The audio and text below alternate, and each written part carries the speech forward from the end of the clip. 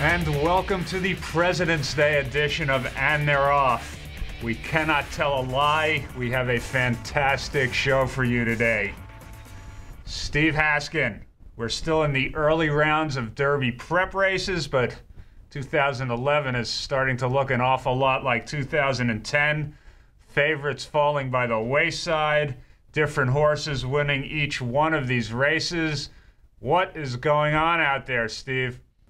First off, fantastic show. You're getting a little cocky there, aren't you? Pretty soon you're going to be demanding your own dressing room. Come on now. It's a rare bout of optimism. Don't put the whammy on us. All right. First of all, it's too early to say that a different horse is winning every race because we haven't had enough races. I mean, it's only February, and most horses that have won have not run again. But one horse who has come back and run again is Tapizar, who basically self-destructed at 1-5 in the Robert Lewis, and then right after that, later in the day, we had Comet to the Top cave in at 1-2 in the El Camino Real Derby. So those two defeats really put a hit on the Derby trail. You know, as far as Tapizar, I don't know what happened. I mean, that was ugly. Supposedly, they say that an assistant starter grabbed his ear before he got in the gate, and that set him off. But he was gone. From what I heard, he was gone before he even got to the racetracks. And Comet to the Top, he just came up short for that race and just didn't have it. Whether it was the track or not, I don't know. But you know, it's unfortunate. The one form horse we did have was Brethren, who was a big favorite and won the Sam F. Davis. And, you know, from a visual standpoint, it was he looked very good. It was very impressive. But, you know, before we go overboard on him, let's remember that he had a perfect setup, stalking a 53-to-1 shot. And the horses that finished second and third were both 30-to-1. And the second place finisher was coming out of starter allowance races, as were several horses in that race, which means they were former claimers. And the second place finisher is a former $16,000 claimer. So let's wait until the next race, wherever that's going to be, before we really judge this horse and see how good he is. And there were a lot of other races this weekend. Just one I just want to quickly mention. There was a maiden race run at Gulfstream, Bowman's Causeway. Very impressive. Remember that name.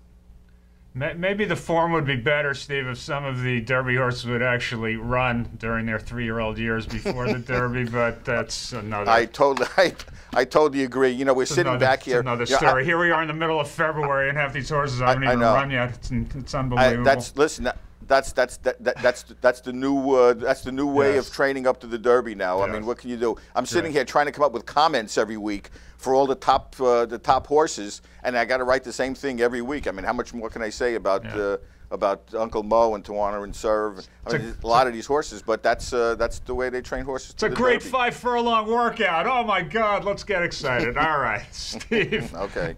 After 8 Bells broke down in 2008 and Congress threatened to step in and further regulate the sport, racing did what it always does: hire an unemployed politician to try to keep the Washington Wolves at bay. In 2002, after 3 nudniks posted a winning Pick 6 Breeders' Cup ticket, what'd we do? We paid $1 million to Rudy Giuliani to tell us we had wagering security problems. Now it's Tommy Thompson, a former governor of racing hotbed Wisconsin, who heads the NTRA Safety and Integrity Alliance, which has been going around and accrediting racetracks that meet its safety standards. The problem is not too many racetracks have been willing to cough up the tens of thousands of dollars it takes to get accredited, payments that have to be repeated every 2 years. Truthfully, they have no incentive to, which is why Thompson wants to strip non-member tracks of their graded stakes races. Before doing that, perhaps the governor should strip Churchill Downs, which is accredited, of its graded races. After all, that's where the Life at 10 fiasco occurred last November. If that's the kind of safety and integrity we can expect from accredited racetracks, gosh, why don't they all just sign up? State racing commissions need to get together with one another and come up with uniform rules and enforce them. Racetracks aren't going to pay money to an entity with no control over them. Let them spend the money on enhancing their own safety and integrity procedures. And if the NTRA, by the way, has hundreds of thousands of dollars to pay a politician every year, maybe it can kick in a few bucks to the racetracks as well. Steve. Well, I think you said it all, basically. But I have a question for you, okay? Why should safety and integrity need to have an alliance? That's my question. Do racing jurisdictions need to have allies in order to ensure safety and integrity? I mean, it really doesn't make any sense to me. I mean, you know, they should have their own priorities. They can stand alone and do the same thing where they don't need allies to do this. So well, I don't even know what the alliance really does, to tell you the truth. Yeah, well, I mean, unfortunately, you know, the goals are good and lofty and correct, but if you don't have the power to have any teeth in enforcing them, then it is a dog and pony show, and I think it's set up to appease politicians in Washington. And, you know, if you don't give people an incentive to do something, they're not going to do it. Not everybody has money bulging out of their suitcases at this point. So I know, which is, but to me, the bottom line is what I just said. I mean, there should not have to be an alliance. Each racetrack should take it upon themselves to ensure safety and integrity. Yeah. For the good of the sport. Yeah. Well, it's not a perfect world, unfortunately, but. We did mention Life at 10. We owe you our usual update. The Kentucky Horse Racing Commission met last week and said it will not provide details or a timeline for the Life at 10 investigation. No surprise there. However, the Racing Commission did indicate that the blood that was drawn from Life at 10 pre-race for milkshake testing is apparently undergoing further drug testing, which may be a nugget of good news, Steve. Shouldn't that have announcement come a long time ago? I mean, I think it's great that they're able to run further tests, but what if they weren't? I mean, shouldn't they have tested her after the race? I mean, yes. Even for the sake of appearances? I mean, why would they have to wait this long to realize that they can run further tests on her? They should have realized that earlier and done those tests earlier. I mean, come on now, 4 months? I don't think it took Jonas Salk that long to invent the polio vaccine. Yeah, the problem is we don't know how far before the race that the milkshake testing was done, which makes your point absolutely correct. Obviously, after race testing is going to be more effective than anything done before the race, but we will take any piece of good news that we can get here. Some of you have been writing in and emailing us inquiring as to the current whereabouts of Life at 10. Well, she is back in training. She's at Palmetto's training facility in Florida. I believe she had her first time 3 furlong blowout last week, and she is still with trainer Todd Pletcher. Steve, the more things don't change, the more they stay the same. All right. I know. Hey, well, listen, at least it gives us fodder for material. Steve, Richard Migliore, who retired from race riding last June, has been hired by the New York Racing Association to work on their telecasts and also to work on some community outreach programs that they do out in the New York community. Good hire, Steve? Good hire. Is Migliore Italian? I mean, yes, that was a very good hire. You know, other than riding horses, he was born to do this. I particularly like his involvement with the young riders and also getting prospective owners involved in the sport. I think he's going to be perfect at that. No one can sell racing like Richie, and no one can match his passion and the way he articulates that passion and his knowledge of horse racing. So, you know, every aspect of horse racing Richie knows, and he's able to articulate that. So, yes, this was a dream hire for NTRA.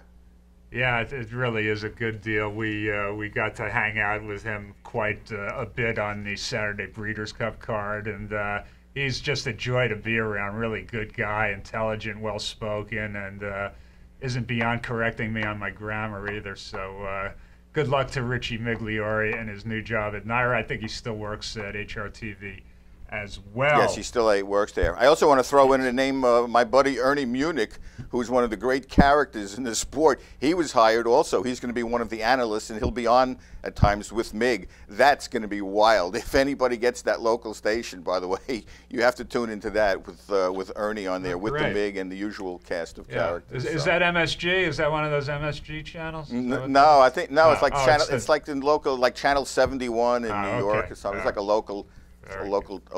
Channel. I think they used to have Luce Libre on or something when I was a kid. All right, Steve, you attended a very special birthday party last week. Tell us about that, please.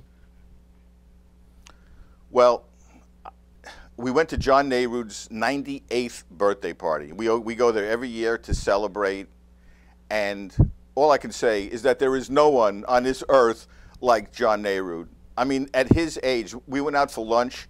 I mean, first of all, forget his total recall of everything. He tells these stories as if they happened yesterday, and it was amazing that there was a few times that during, and I'd never seen him do this, but he started talking about his time in the service in the South Pacific, and also he was talking about his childhood, growing up, and how tough it was. And he broke down, and it were tears coming from his eyes, and I'd never seen that. I mean, he was really emotional. But I tell you, you want to know what greatness is? Greatness is being 98 years old and being able to finish off fusilli pasta and veal sauce, and then they bring out a gigantic piece of birthday cake for him, and he polished that off as well. At 98 years old, the man is truly amazing. I mean, it's just an honor and a privilege to spend his birthday with him every year. Oh, happy birthday to John Nerud and many more to come. Speaking of birthdays, Steve, it is President's Day. So here's a history question for you. Do you know what Abe Lincoln and Ableboy have in common? They either both suffered from depression or they both had a pet turkey. Any of those correct? No, they actually share a birthday. February 12th. Really? Which one? Yes, the birthday of both Abe Lincoln and Ableboy. And joining us for President's Day, from the White House, taking time out from his busy schedule, is Honest Ableboy. Honest Ableboy, have you had the opportunity, sir, to watch any episodes of And They're Off? Yes, I have. And they don't exactly rise to the eloquence or substance of my debates with Stephen Douglas. well, sir, you know, we're not always serious on the show. We try to throw some comedy in there, too. I've had more fun sitting alone in a drafty log cabin listening to Stephen Foster music. Right. Steve, do you have a question for Honest Ableboy? Oh, God, I wish I could see this right now. Yes, I do have a question for you, Ableboy. What is Lenny blackmailing you with? That's Honest Ableboy to you. Oh, Honest Ableboy. Yes. Okay, I'm sorry. What is Lenny blackmailing you with? I mean, he must have something on you to make you stoop this low for a laugh.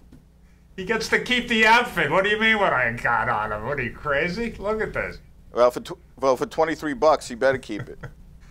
Honest Ableboy, a very serious question for you now. Would you consider becoming the czar of horse racing after your presidency is over? What are you, nuts? Your industry makes the Civil War look like a garden party. Honest Ableboy, there you go. Thank you for your valuable time in joining us today, sir. And do us a favor, go to the theater tonight, okay? Very good. Thank you. And make sure you get a box. Right. We want to thank our viewers.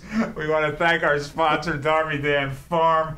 We will be back at you in 2 weeks with the next edition of And They're Off. That'll be Wednesday, March 2nd, after the Ides of March. Steve, take care. Have a good one.